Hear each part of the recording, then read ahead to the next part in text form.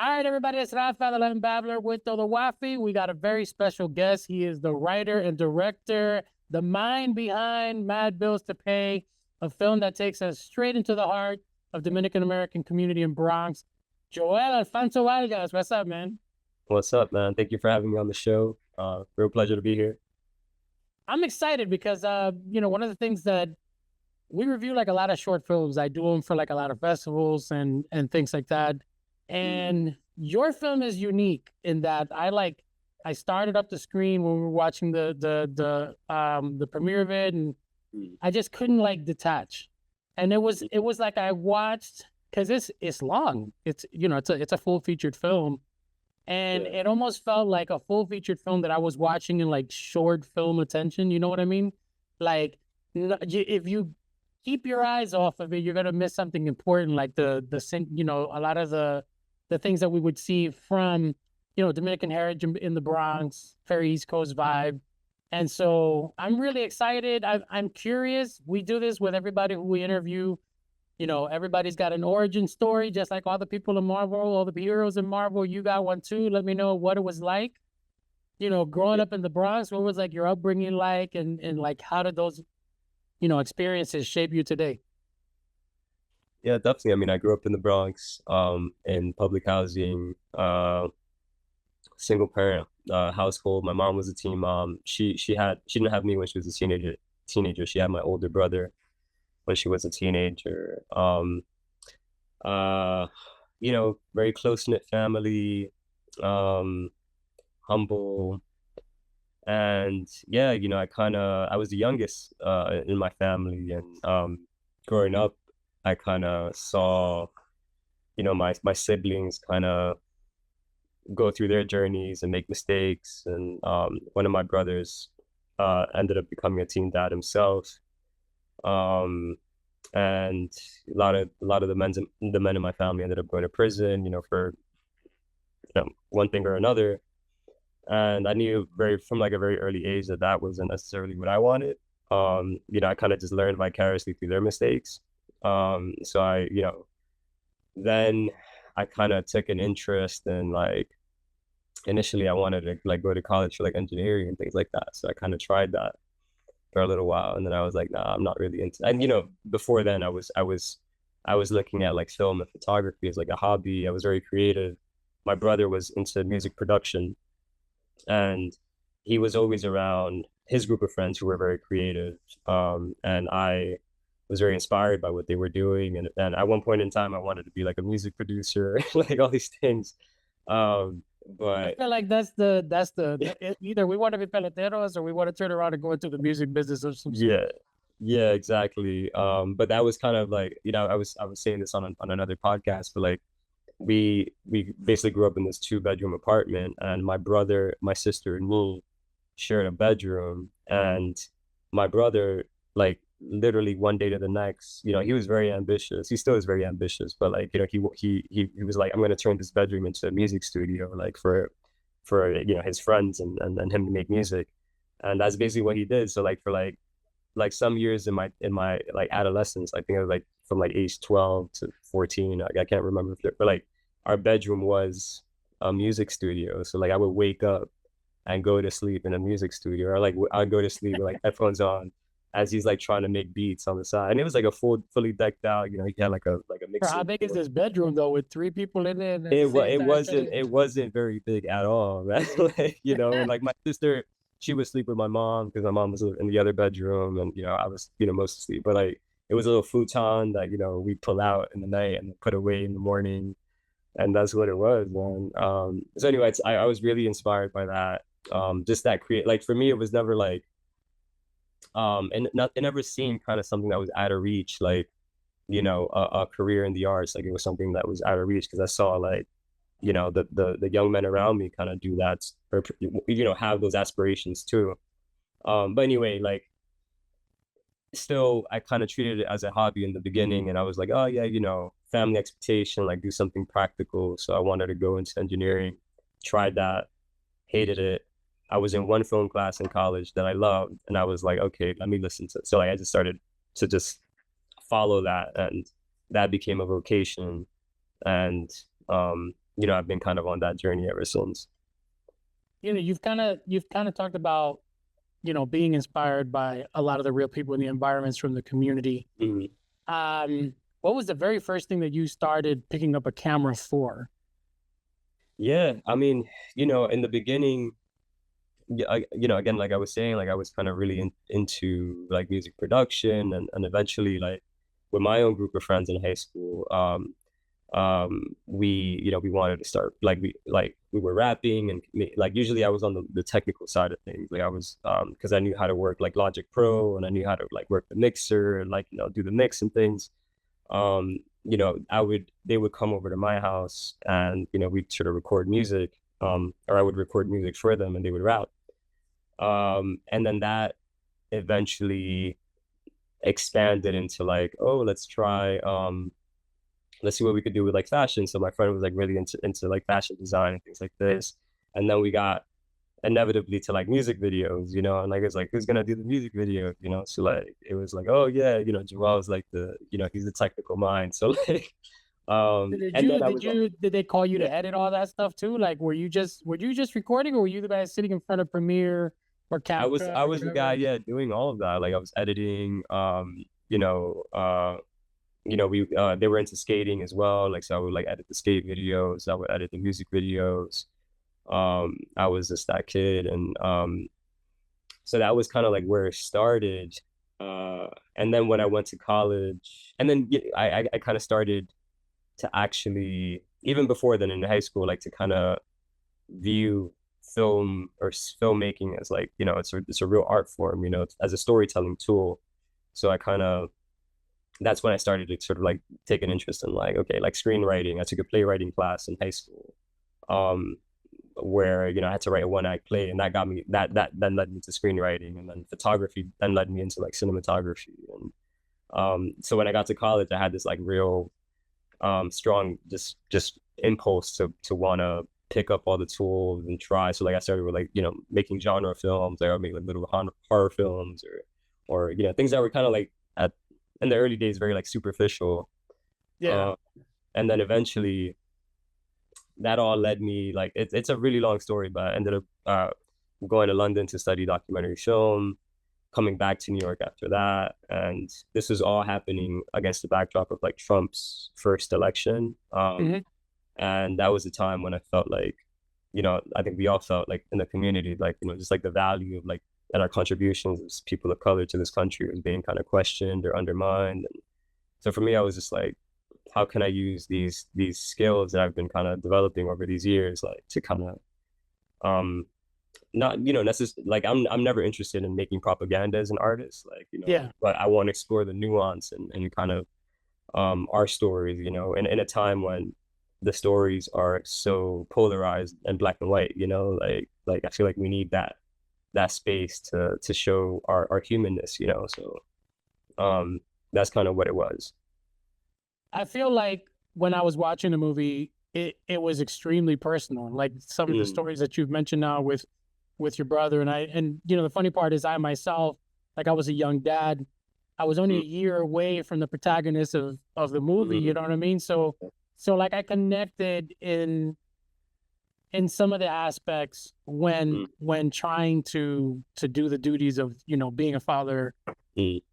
and so what was kind of like the original inspiration? Did you have like this story already in mind? Was it something where like your family kind of just you created like a subset of what you've gone through and seen in your life, or was it something that somebody else brought in as a project and was like, hey, you know what, we should make a movie about this?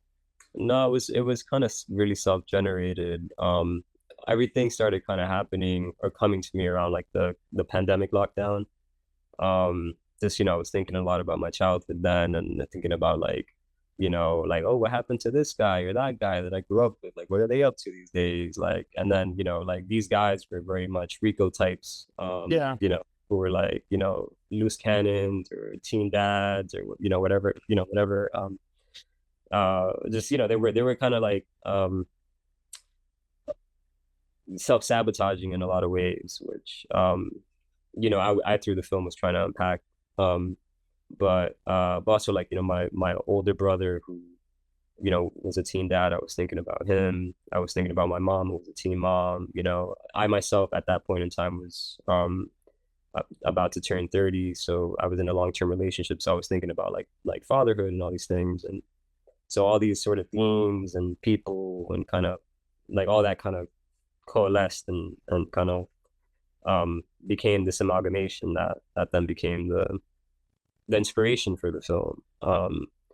And the whole nutcracker element, growing up around that, that's the way that we used to kind of like, that's how we would get access to alcohol as teenagers, like, not That was endorsing the it. first. Yeah, The people are yeah, gonna shit on me in this. 'Cause yeah, that was the first time I've heard the yeah, term nutty. Because yeah, I'm from Patterson, New Jersey, and so you had me googling this shit. Because I yeah, was like, I was sitting there, I'm like, yeah, I was a nutty, and then that's yeah. when I realized that yeah, it's like a form of alcohol that people were selling out, Mm, on the streets to make money. So I love like how authentic the film is to the community and how like mm. some of the things that we dealt with every day. Some of the shots that I saw though, very raw. Like, were you presented with any challenges on like where you shot and how you shot them, um, during that time process?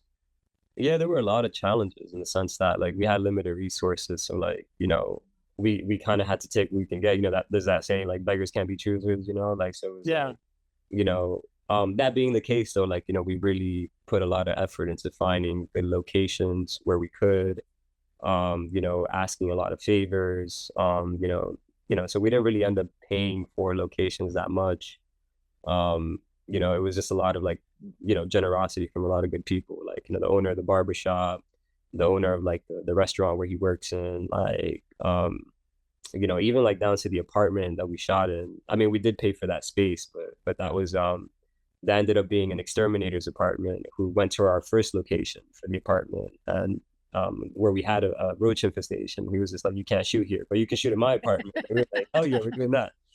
Um, so it was a lot of that, and then permitting is very guerrilla style. We had permits where we could have them, of course. Like because we had to get insured. But there were some times when you kind of you have to be a little nimble about things and low key. Because getting permission is near impossible. Um, so yeah, a lot of things to navigate. It's very limited schedule, 16 days. That was a challenge in and of itself. I'm gonna ask you an important question. It's kind of a tough question only because of this, the era that we live in. A lot of talks that we have about masculinity and like responsibility, and kind of growing up too fast. And we see that in the Latino community a lot. Like you were talking about, your mom was a teenage mom. My mom was a teenage mom. She got married really young, and empujaron into that.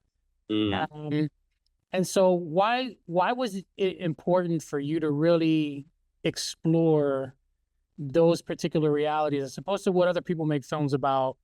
Because people always ask, they're like, okay, why do we have to touch on these things as opposed to some other, which I think is really important. Why was it important for you to touch on those realities, especially for like young men in the community for like the Bronx? Yeah, I mean, I felt like it was really real, and I grew up like I wasn't like the only, if I could even call myself that talented kid. Like I grew up around a lot of talented kids who, for one reason or another, didn't have the same opportunities, and um, so for me, like I was, as someone who was able to kind of like maybe surmount a lot of those challenges, I was thinking back on like the kids that kind of got left behind, right? And like, um, their circumstances. I was, you know, like, and it just, it just so happens that, where we grew up, it's just like, you're kind of forced and pushed into kind of like this responsibility when you're not, you're still a child, basically. Yeah, not ready. Yeah, exactly. And, I was, again, being the youngest, I was kind of lucky in that I could see all these things, all these sort of stories unfold in front of me and kind of, as I said before, like learn vicariously through those lessons, through their lessons, that they were learning. But for people like my older brothers who were like, they were the first in the first, in our generation, the firstborn, they were figuring all this shit out for themselves. So they made like, they, no, we weren't really raised with our dad in the picture. So like, That's such a strong storyline because like I'm this, and that's, I guess, when we have these interviews, you could throw like a million podcast interviews. I can throw filmmaking processes. I love the personal touch only because of the fact that like your experiences, my experiences, which is also my cousin's experiences. We have a lot of families who primarily didn't live with their dads. Like mine just passed away. I didn't even know him. Like, you know what I mean? Like I spent very like small times with him. We just didn't catch up and so forth. And I don't feel like people understand the impact that has on the mind, and how easy it is to kind of repeat the history. And there's a section of the movie, and I'm not trying to give the movie away, but I'm trying to sell it because they really need to see it. There's a section at the pizza place where that comes up, and Rico talks about it and why it's important for him to be a dad. And now, mind you, he goes and he plays video games and stuff right immediately after that. It was to show like the maturity of the mindset, but like the immaturity of the age. And I love that because that's the way, like I thought when I found out that I was going to have my first, I was just like, that was my first instinct was to go, I'm not going to do the same mistakes my dad did. Like I want to do everything differently. And even though we make the mistakes and we end up doing some of the stuff that maybe our parents did in a small way, it was always the mindset there. And I just kind of felt it through the film. And I love Destiny. Destiny Checo, she killed it. Like I think the emotion that comes from her vulnerability and her ability to kind of be the younger one while at the same time being the mature one, in the relationship because of what she's dealing through, I think is really important. I felt my mom and Andrea, like, I don't know, you know what I mean? Like, so for me, it's just kind of like, I feel like everybody needs to see it, even if for a sense of understanding. Yeah. You know what I mean? And I'm curious as to like what you want to kind of touch on as a filmmaker for subjects in the future. Now that you've kind of hit the Bronx community, is there any other subjects that you feel are really important that you want to put on screen? Yeah, I mean, beginning with Matt Bills, I feel like that's in a way, this was a long time in the making. I feel like this film, and in many ways, it's my debut, but it's also like the template for a methodology and how I want to continue making films. Like, as I've been telling other people, like I'm not interested in like, making a fantasy film, like whatever. It's just like I want to tell real stories about real people. I want to keep telling stories about, like the diasporic experience, like the immigrant experience, touching on themes of like masculinity and all these things that, you see kernels of in Madville. So for now, that's what I'm interested in. I think growing up in New York City, like there's just so much that not only like I saw growing up, but my parents, my mom in particular, my dad, like he was present in my life to a point, so I kind of know his story as well. But they came up in like the 70s and 80s in New York, and like when there was a lot going on, and the drug trade was like in its like that was in its prime at the time. In its prime, buildings that were being burned down for like it's insane. They grew up. A lot of people don't know the story of the Bronx at that time. It was chaotic. Exactly. Yeah, and they're all coming up against that backdrop, and then you got like the birth of salsa and all that. Like it's just like, there's like we're a real like New York family, and I feel like there's just so much there to kind of like, I don't know, I want to put a lens to those stories, in other words. So much to say about the experience of my family, but just in doing so, talking about like every immigrant family, you know, like, and Yeah. these things, you know, for whether they're good or bad. And that's the thing, you know, I never want to like idealize the experiences of immigrant people, like, you know, because it's never like you know, a straight road, and it's never like always positive. There's the positive and the negative, you know. We can't shy away from it. Like, that doesn't make you less human or less deserving to be in this country or be American or whatever it is, like.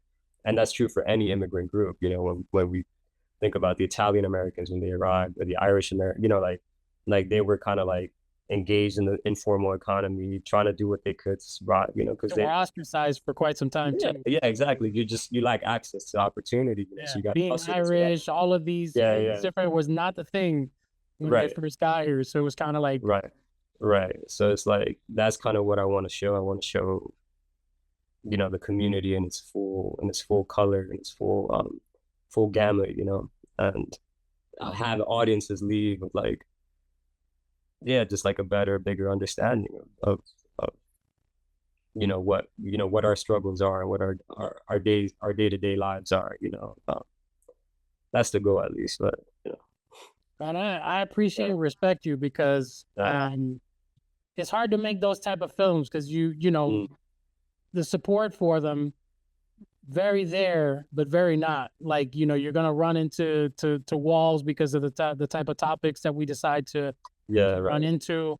Do you feel like you got a lot of support for the, you know, I know you were talking about the areas where a lot of people were kind of making sure that you were able to film, but I know that one of the biggest obstacles is trying to find funding for films, or being able to do that within a certain budget.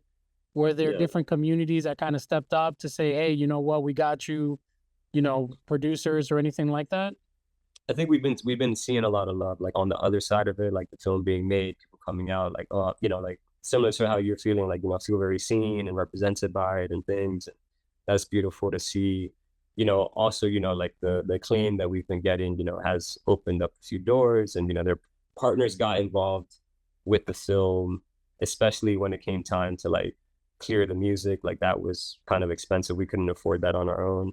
But in terms of like how we made the film, you know, when no one was there, like basically, you know, it was just literally us, and, you know, it was very entrepreneurial. Like, you know, I got out a business loan, did grants, had savings, you know, like just put everything into it. You know, I wasn't gonna wait for somebody to like to say yes, give me permission to tell this story. Also, I knew it was a hard pitch. You know, who's gonna, you know, I'm very skeptical of the industry, you know, but you know, in all fairness, you know, maybe they'd never seen anything like this before. I don't know what, but like, you know, like I had to be the one to kind of make the proof of concept. So like now into the future, I could be like this is what we made, this is what we were able to accomplish, this is all the places it went.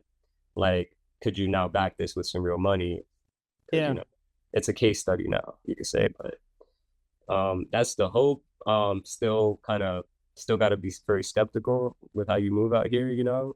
So like, again, I'm still on of the mindset, like, you know, you just don't wait for permission, you know. If you feel like telling a story, you tell it, by any means necessary, you know. And whatever you need from us to help push, promote, you know, whatever you got my full support. I love the movie. You know, when is it? Because I think you guys are coming out on the West Coast to kind of show it there, right? Yeah, we come out. So we're actually gonna be there on Saturday and Sunday at the American Cinematheque. And then we are, I think it's Laemmle. It's the venue out there. Mia, you could chime in if you want, but it's that's gonna be May 8th, I believe. So. Oh, you're talking about the theater. So yeah, the Laemmle Theater. Yeah. I was like, what venue? And then I just realized those are the name of the theaters for like certain ones. Exactly. Yeah. So we'll be there, like, I guess you could say like we'll be there for about 3 weeks, depending on how things go, maybe longer. But you know, definitely any amplification, any kind of, you know, you like the film, please like share the word. I'm writing a whole last review. So cool. So I'm trashing the beginning. Okay, you know, so however you feel about it. I mean, for us, it's very important that, like, you know, honestly, I don't ever want to censor. No, look, I've I've written quite a few reviews on like Yeah. different short films and things like that, and Yeah. I'm very honest with my Yeah. approach to that. Yeah. This movie was you know, at first when I was looking at it, I was like, okay, there's a lot of Latino movies that are being made. You know, what is going to be the difference on it? And then I saw it like right off the bat, just even the film shots, the way you kind of like separated into segments in some of the areas, and then just the authenticity that you feel from the family itself. Yeah. The hard discussions at the dinner table, like it's just amazing. And so yeah, you have my full support. We'll push it as much as we can, brother. Like thank you. Thank you. Really appreciate that. I'm truly inspired by you. I really appreciate it. Yeah, thank you. I mean, I'm here, you know, if you ever, I don't know, like, do you make films also? Like, you know, you ever need to I don't make films. I'm the ugliest guy on camera. No, I'm just kidding. I mean, no, I spend a lot of time here on the social media. As a matter of fact, I haven't done interviews in almost a year. So, because my podcast but I heard about the film, I heard it was making that. I was like, you know what, this is something I really want to kind of jump into and want to make sure that I put my full support on it. So yeah, I'm really excited, and we'll definitely partner up with something in the future, and you know, see where we can collaborate, and that would be great. Yeah, definitely. Always here, you know, you can catch me on the socials, or you know, you have my email now, so just whatever you need. I was given everything, blood type. Yeah. You know, somebody told me they were gonna set me up with somebody. No, I'm just kidding. Mother's Day, you know. Yeah, right. I think your mom and my mom are already doing dinner right now as we speak. Yeah. All right, we're gonna end this with some fun. I'm gonna do an edition of this or that. Right. Okay. It's Dominican food edition. Okay. So here we go. So you landed in Santo Domingo. What is the first thing you're gonna eat right off the plane? My grandfather, he got right off the plane. Right off the plane, like you just got off the plane. What's the first plane? Like if it's the morning, I'm gonna do the tres golpe with the mango and the salchichon and the, you know, queso frito. Like, that's my favorite. That's my favorite. So you landed on that one. That's my favorite. Yeah, that's what I would do.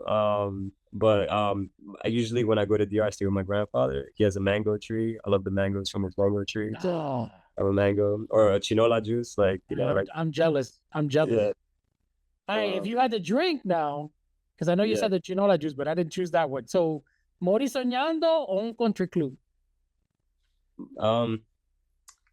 You know what? I would do the cold one, not a warm one. The country club, like the champagne. I think it's like the champagne flavor, the orange. The champagne, yeah. Yeah, that's the one. But the Mori Soñando, I used to love them, but then like the dairy, I can't be killing you now. Anymore. Yeah. They got a place here in LA. If you come over here, there's a Dominican couple. Yeah. Okay. Does it. I'll send you the information. Someone will be their number, and they're gonna kill me now because I forgot the name, but they have a good Mori Soñando. It's really good. Oh, dope. Yeah. All right. Tread carefully on this one because they're gonna be listening. You ready? I'm ready.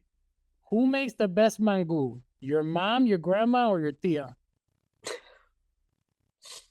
I'm gonna say my grandma all day. Like she was the best cook. I love her cooking. I miss her cooking. She passed recently, but I would say my grandma's. Your grandma has the best. Okay. Yeah. My mom, she grew up in the 70s. Nah, you can't go back now. You're getting text messages. No. I'm just low key. Like, she was a feminist. She's like, yo, no, I don't want to be in the kitchen. You know, like. Oh, okay. So my grandmother really held it down. You know, my grandmother really held it down. I'm gonna have to say the same thing. My tia cooks the meatest moro though. Like, she bring it down. Yeah. Be all over the place, man. This was really. I really appreciate you sharing your story and sharing your film, and even just sharing this time with me. If people wanted to follow you, and just kind of see your journey, or just be able to reach out maybe for mentorship, where would they go for that?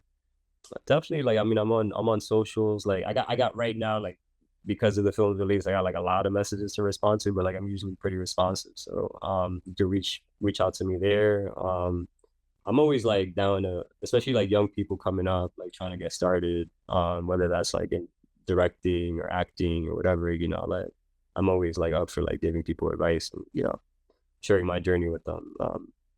Which Yeah. app do you use the most? Do you use like Instagram or? Instagram, yeah. So my handle is like my full name, so Joel Alfonso Vargas. And I'm there, And you can do that? They make you fit that long? Yeah, you could do it. Yeah, apparently, yeah. I think I tried it one time with Rafael Fernandez and that shit was cut off. Yeah, no, because I feel like, yeah, it depends. Like if your name is taken, you gotta add like some number. You know how it is. Like, but, Rafael Fernandez 84. I'm not even born that year. Yeah, crazy. All right, man. So you I think it's what, May 8th? Yeah. I think they put it on the chat. Yeah, so May 8th is the advanced screening. If you guys want to go to that, that's the American Cinematheque. And then they're also going to be at the Laemmle Theater. Yeah. Oh no, that's at the May 8th is the Laemmle Theater. Yes. So for anybody interested, we'll add some more information on the description below, and we'll also add the theater list on the description so that you can go see it. And Joel, it's amazing. My brother has the same name, so I know he's gonna be like, "Oh, you interviewed somebody whose name is Joel," because not everybody does. So I'm really excited, willing to support you. Again, anything that you need, tira la mano, we're here. Everybody who's ready, go watch this movie. Trust me, you're going to laugh, you're gonna cry. Like it's gonna make you get into your feels just because it really hits home, kind of like a family dinner. So, but I'm Rafa. You can find me at Latin Babbler. You can follow us at Todo Wafi. Really appreciate it. Once again, we're out.